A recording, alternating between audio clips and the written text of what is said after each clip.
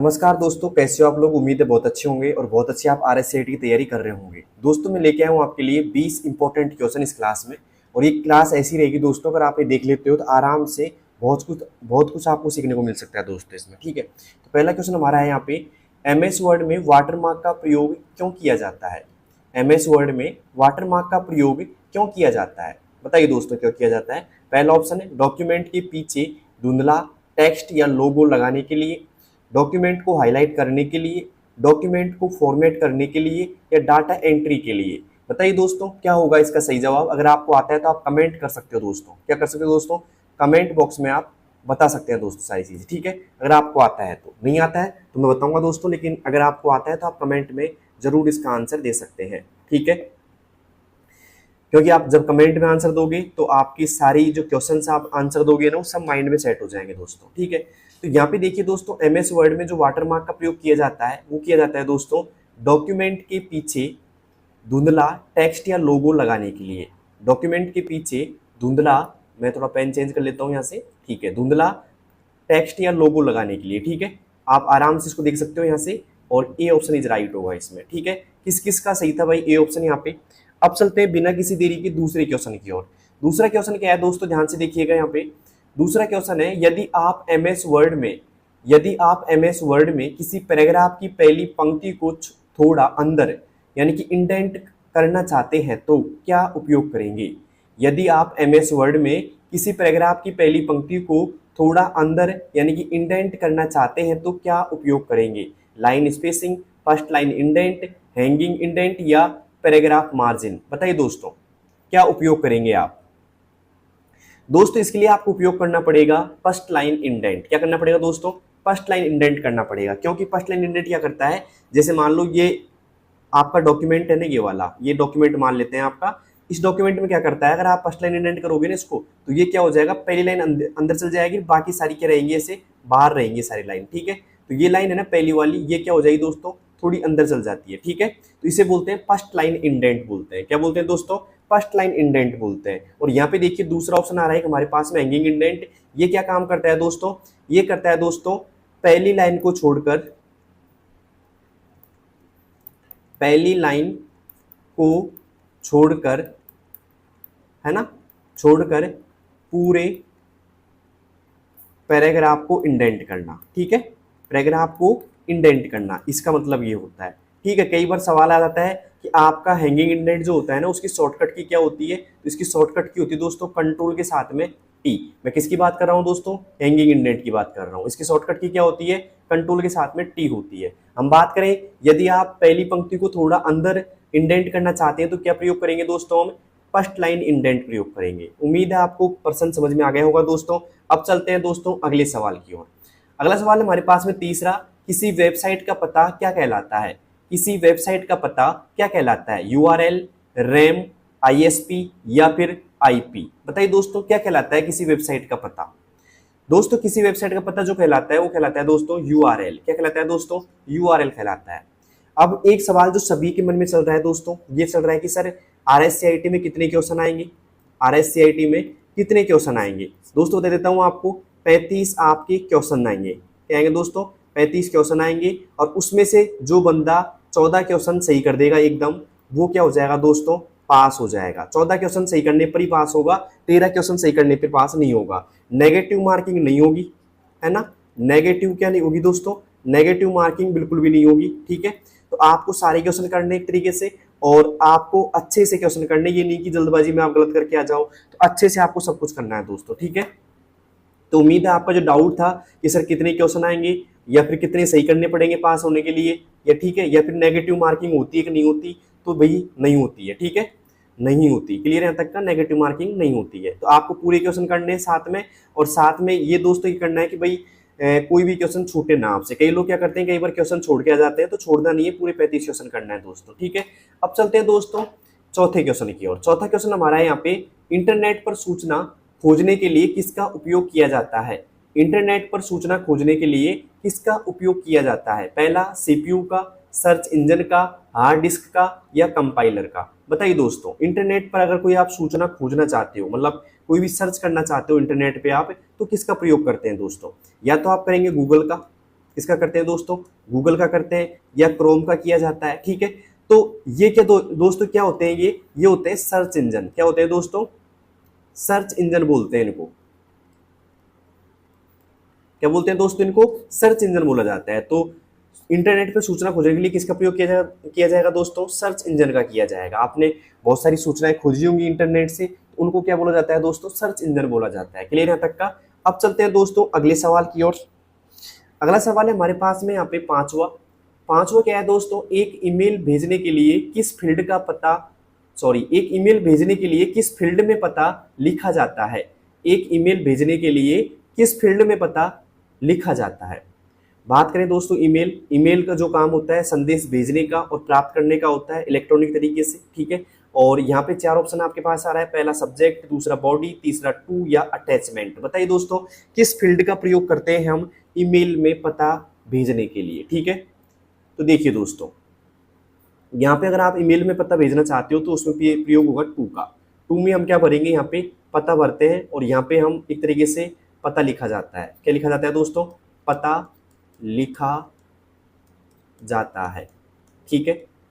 Subject में क्या होता है, ईमेल का, जो ईमेल आप भेज रहे हो ना, ईमेल या संदेश का है ना, जो भी संदेश आप भेज रहे हो उसका मुख्य पार्ट आता है यहाँ पे, मुख्य पार्ट है जो कुछ लाइनों में होता है, भाई किस लिए आप भेज रहे हो इसको।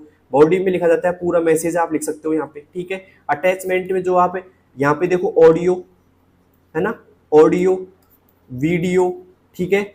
ऑडियो वीडियो के साथ में आप कोई भी मान लो फोटो वगैरह भी हो जाता है, मतलब इमेज बोल सकते हो आप, पिक्चर बोल सकते हो, है ना, इमेज IMAGE इमेज है ना, इमेज वगैरह यहाँ पे आप अटैच कर सकते हैं, ठीक है।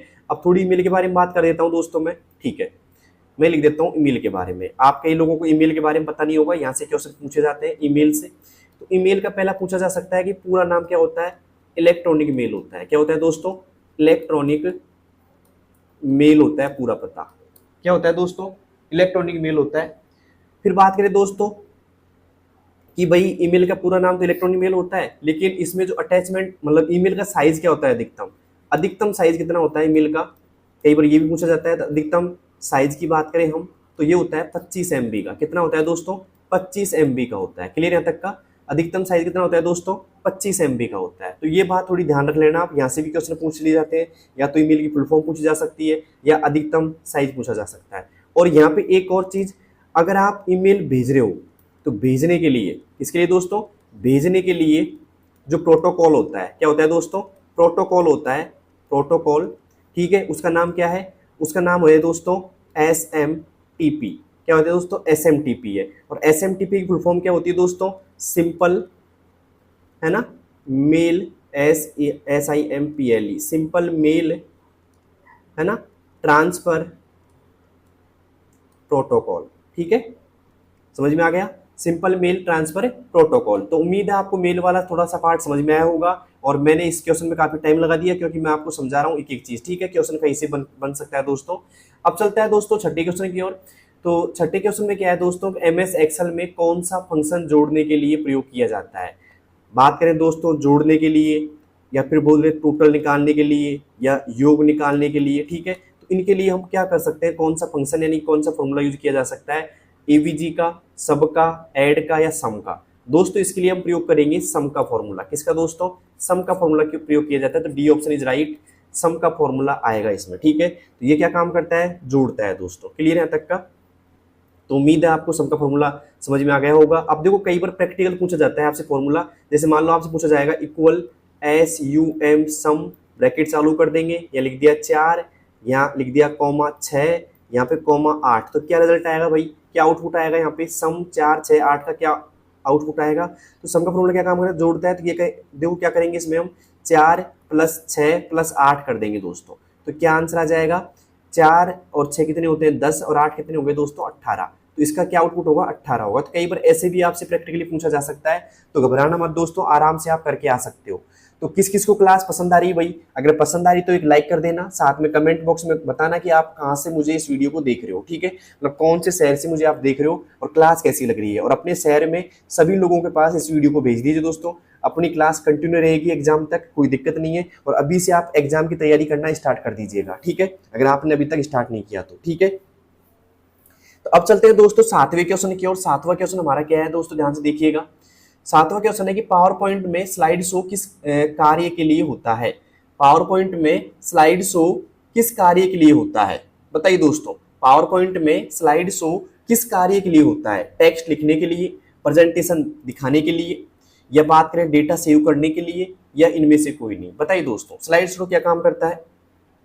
अगर आपको आता है, आपने पावर पॉइंट पढ़ा भी है, तो आप आराम से दोस्तों इसका आंसर दे सकते हो कमेंट बॉक्स में।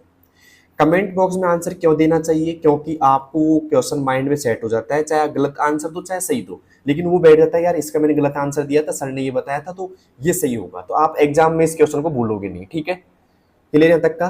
तो बताइए दोस्तों पावर पॉइंट में स्लाइड शो किस कार्य के लिए होता है? तो वो होता है दोस्तों प्रेजेंटेशन दिखाने के लिए। क्या होता है दोस्तों?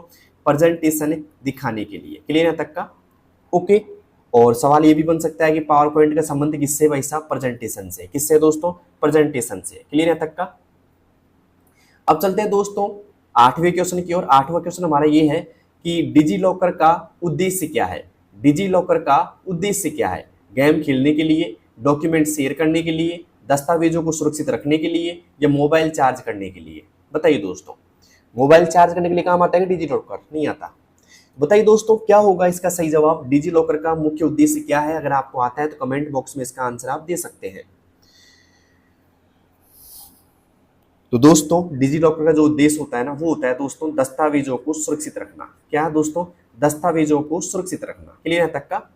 तो दस्तावेजों को अगर सुरक्षित रखना है आपको, ठीक है, और वो भी एक इंटरनेट के द्वारा, तो आप यहाँ से डिजी लॉकर का मतलब एक तरीके से उपयोग कर सकते हैं। ठीक है, ये बहुत इंपॉर्टेंट होता है वैसे।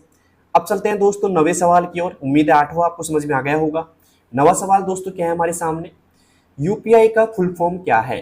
यूपीआई का फुल फॉर्म क्या है?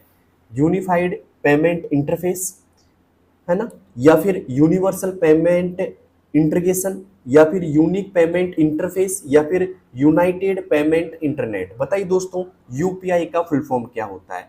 आपकी एग्जाम में कम से कम एक या दो फुल फॉर्म जरूर आएंगी दोस्तों। एक तो आएगी, कभी कभी आपके दो भी आ जाती हैं दोस्तों, ध्यान रखना।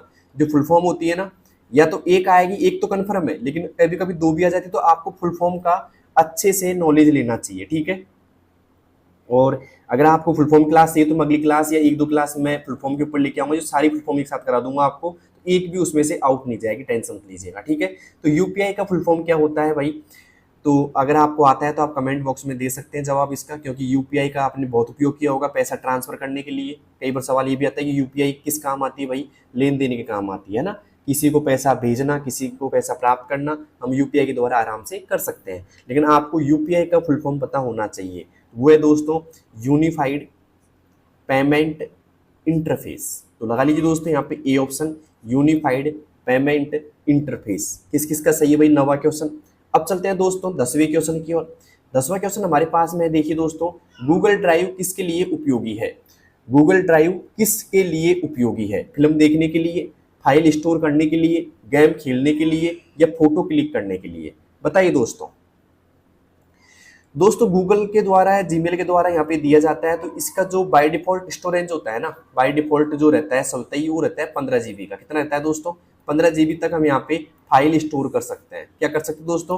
फाइल स्टोर कर सकते हैं। कोई वीडियो हुआ या फिर कोई फोटो हुई, डॉक्यूमेंट हुआ, उनको हम क्या कर सकते हैं दोस्तों? स्टोर कर सकते हैं। तो सीधी सी बात है, फाइल स्टोर कर सकते हैं। क्लियर है तक का? क्या कर सकते हैं दोस्तों? गूगल ड्राइव में हम फाइल स्टोर कर सकते हैं, या फाइल स्टोर करने के लिए। तो उम्मीद है आपको गूगल ड्राइव का उपयोग समझ में आ गया होगा, और आपने एंड्रॉइड फोन यूज किया तो सभी के फोन में गूगल ड्राइव उपयोग किया जा सकता है। आप एक बार उपयोग करके देखना, उसमें अपनी फाइलें शेयर करके देखना। ठीक है, ओके। अब चलते हैं दोस्तों अगले क्वेश्चन की ओर। अगला क्वेश्चन है हमारे पास में 11वां, लेकिन उससे पहले एक छोटा सवाल मैं आपसे पूछना चाहूंगा भाई, अभी तक नहीं पूछा मैंने। कौन कौन ऐसा बंदा है जिसके 10 में से 10 एकदम सही है? ये बताइए मुझे, 10 में से 10 किसके सही है भाई इन क्वेश्चनों में? अगर किसी के सही है तो कमेंट बॉक्स में जरूर बताना। ठीक है, अब चलते हैं दोस्तों अगले सवाल की ओर। अगला सवाल है हमारे पास में 11वां, सोशल मीडिया कौन सा उदाहरण है? सोशल मीडिया का कौन सा उदाहरण है? ठीक है, MS वर्ड है, एक्सेल है, फेसबुक है, या नोटपैड है? बताइए दोस्तों सोशल मीडिया का कौन सा उदाहरण है? तो दोस्तों बात करें सोशल मीडिया की, तो सोशल मीडिया का जो उदाहरण है दोस्तों फेसबुक है। कौन सा है दोस्तों? फेसबुक है। हम बात करें फेसबुक की, ओके, फेसबुक भी होता है, इंस्टाग्राम भी होता है दोस्तों। क्या होता है? इंस्टाग्राम। ठीक है, बात करें इंस्टाग्राम की तो एक बात याद आई मुझे, दौसा कंप्यूटर वाला है मेरा इंस्टाग्राम चैनल, दौसा कंप्यूटर वाला। आप सर्च करोगे तो आसानी से मिल जाएगा। अगर आपको कोई भी RSCIT संबंधित कोई भी सवाल पूछना है कि सर कितने क्वेश्चन आएंगे, या फिर जो भी आपका डाउट है आप आराम से मुझे बता सकते हैं। और अगली वीडियो आपको किस टॉपिक पे चाहिए वो भी आप मुझे बता सकते हैं। मैं आपकी मतलब एक तरीके से जो भी मैसेज होगा उसका रिप्लाई जरूर करूंगा। ठीक है, तो जाइए और मुझे फॉलो कीजिए। कहाँ पे? दौसा कंप्यूटर वाला पे। ठीक है, क्लियर है तक का? अब चलते हैं दोस्तों अगले सवाल की, और अगला सवाल है हमारे पास में 12वां। ठीक है, 12वां सवाल क्या है दोस्तों, यहाँ पे देखिएगा, माउस का राइट क्लिक करने पर क्या होता है? माउस का राइट क्लिक करने पर क्या होता है? स्क्रीन बंद हो जाती है, डॉक्यूमेंट सेव होता है, या फिर संदर्भ मेन्यू खुलता है, या फिर कंप्यूटर शट डाउन होता है? बताइए दोस्तों, माउस का राइट क्लिक करने पर क्या होता है? अगर आपको आता है तो आप आराम से इसका आंसर दे सकते हैं कि माउस का राइट क्लिक करने पर क्या होता है। दोस्तों, माउस का राइट क्लिक करने पर संदर्भ मेन्यू, कॉन्टेक्स्ट मेन्यू खुलता है। क्लियर यहाँ तक का? आप राइट क्लिक करके देखना माउस का। ठीक है, तो आपका यहाँ पे संदर्भ मेन्यू खुलता है। और लेफ्ट क्लिक करने से क्या करते हैं हम, किसी भी आइकन को ओपन कर सकते हैं, किसी भी ऐप को ओपन कर सकते हैं लेफ्ट क्लिक से। क्लियर यहाँ तक का? अब चलते हैं दोस्तों अगले सवाल की, और अगला सवाल है हमारे पास में 13वां है दोस्तों, फोल्डर किस लिए प्रयोग होता है? जो फोल्डर होता है ना वो किस लिए प्रयोग होता है? केवल टेक्स्ट स्टोर करने के लिए, सॉफ्टवेयर डाउनलोड करने के लिए, फाइलों को व्यवस्थित रखने के लिए, या ईमेल भेजने के लिए? बताइए दोस्तों, फोल्डर किस लिए प्रयोग होता है? आप फोल्डर क्यों बनाते हैं दोस्तों? आप फोल्डर जो बनाते हैं ना वो क्यों बनाते हैं दोस्तों? वही इसका जवाब होगा। आप जो फोल्डर बनाते हैं आप किसी फाइल को रखने के लिए बनाते हैं दोस्तों। किसके लिए बनाते हैं दोस्तों? कोई फाइल वगैरह रखने के लिए। ठीक है, तो सवाल का जवाब होगा दोस्तों फाइलों को व्यवस्थित रखने के लिए। ठीक है, ओके, जो भी आपकी फाइल है बहुत सारी, उनको आप एक फोल्डर बना के रख सकते हो, आसानी से उसमें आ जाएंगी और वो ज़्यादा बिखरेंगी नहीं। ठीक है, तो सीधी सी बात है, फाइलों को व्यवस्थित रखने के लिए हम फोल्डर का प्रयोग करते हैं। क्लियर है तक का? अब चलते हैं दोस्तों 14वें क्वेश्चन की ओर।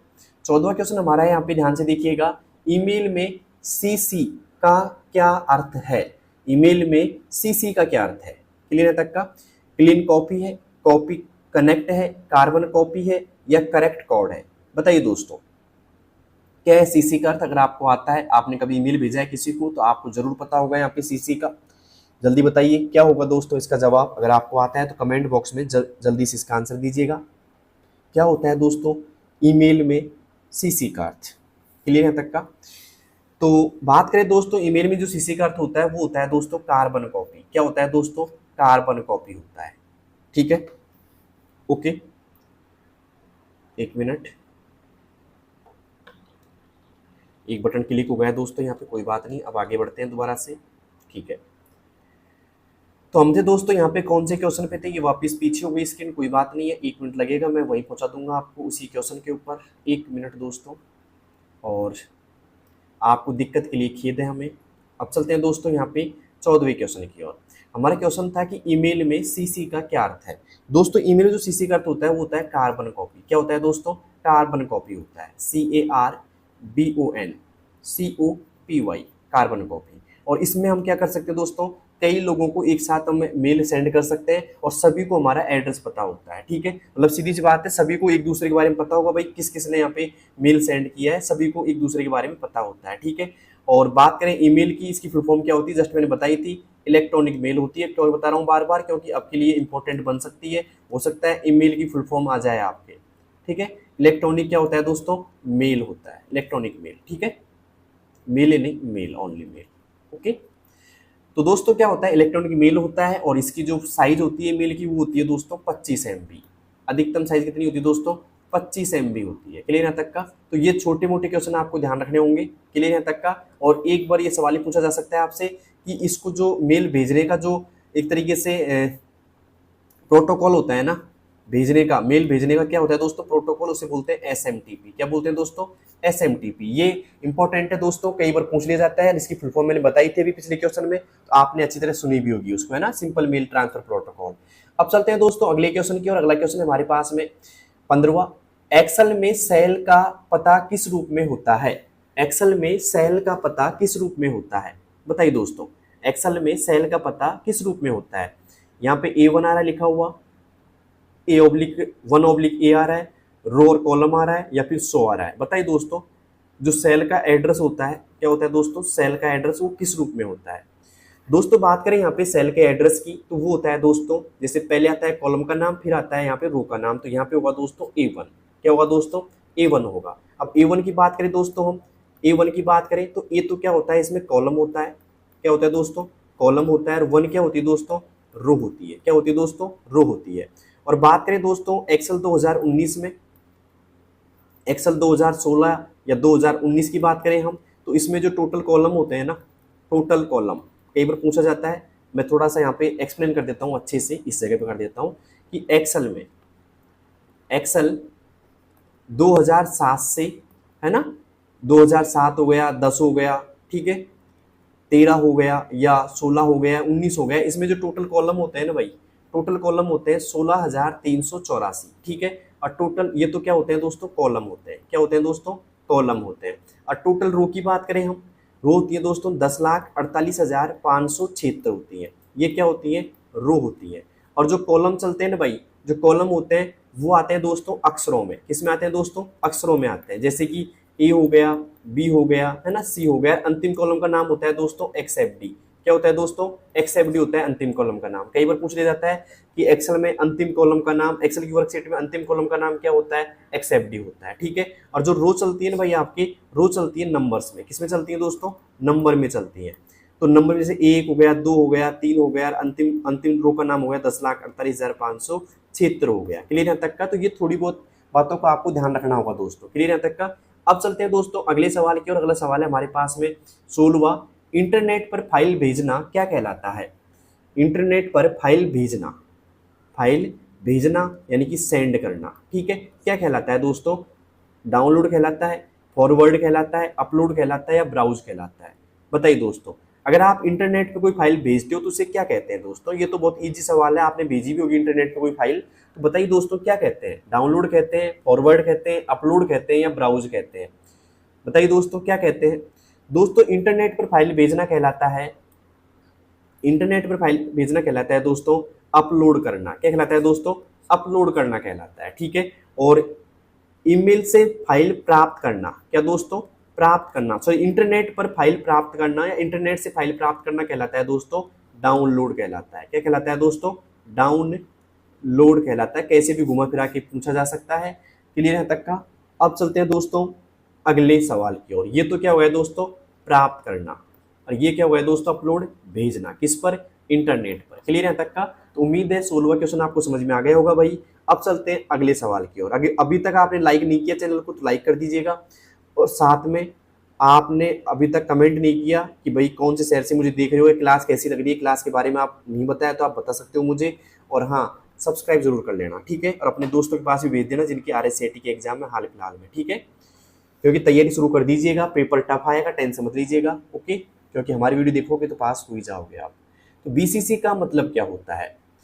तो पहली बात तो BCC का मतलब क्या होता है, blind carbon copy, block copy code, या फिर बेसिक कॉपी कैटेगरी, या बेस्ट क्लिक काउंट। बताइए दोस्तों क्या होता है यहाँ पे BCC का। जो BCC का संबंध है ना वो किससे है दोस्तों, ईमेल से ही है। किससे है दोस्तों, ईमेल से BCC का संबंध। क्लियर है तक का। तो बात करें BCC का मतलब, तो BCC का मतलब होता है दोस्तों ब्लाइंड कार्बन कॉपी। क्या होता है दोस्तों, ब्लाइंड कार्बन कॉपी। तो लगा लीजिए ए ऑप्शन पे टिक, ब्लाइंड कार्बन कॉपी। क्लियर है तक का। और ब्लाइंड कार्बन कॉपी में जैसे मान लो आप किसी को मेल भेजते हो ना, तो वो पता क्या रहता है दोस्तों, गुप्त रहता है। एक दूसरे के बारे में पता नहीं रहता है किस किस को मेल, मेरे से पहले किसको मेल गई है, ये किसी को पता नहीं रहता है, इसमें भेजते हैं। तो ठीक है, तो ब्लाइंड कार्बन कॉपी होता है यहाँ पे BCC का मतलब। क्लियर है तक का। ओके। और CC का मतलब क्या होता है दोस्तों, CC का होता है कार्बन कॉपी। क्या होता है दोस्तों, कार्बन कॉपी होता है, जो मैंने अभी जस्ट बता के आया था आपको पीछे क्वेश्चन में। अब चलते हैं दोस्तों अगले सवाल की ओर। अगला सवाल है हमारे पास में 18वां, ई गवर्नेंस का उद्देश्य क्या है। ई गवर्नेंस का उद्देश्य क्या है। बताइए दोस्तों क्या उद्देश्य है ई गवर्नेंस का। मस्ती के लिए, गेम खेलने के लिए, सरकार और जनता के बीच सेवाओं को डिजिटल बनाना, या नया कंप्यूटर बनाना। बताइए दोस्तों ई गवर्नेंस का उद्देश्य क्या है। मस्ती के लिए, गेम खेलने के लिए, सरकार और जनता के बीच सेवाओं को डिजिटल बनाना, या नया कंप्यूटर बनाना। दोस्तों ई गवर्नेंस का जो मुख्य उद्देश्य है वो है सरकार और जनता के बीच सेवाओं को डिजिटल बनाना। तो C ऑप्शन इज राइट। सरकार और जनता के बीच सेवाओं को डिजिटल बनाना। क्लियर यहाँ तक का दोस्तों। अब चलते हैं दोस्तों अगले सवाल की ओर। हमारा अगला सवाल क्या है, यहाँ पे सी ऑप्शन इज राइट हो जाएगा और सवाल इंपॉर्टेंट है तो ध्यान रखना एग्जाम के लिए भी क्या है दोस्तों, इंपॉर्टेंट है। क्लियर यहाँ तक का। अब चलते हैं दोस्तों 19वें सवाल की ओर। 19वां सवाल है दोस्तों, मोबाइल पर यूपीआई भुगतान करने के लिए जरूरी क्या है।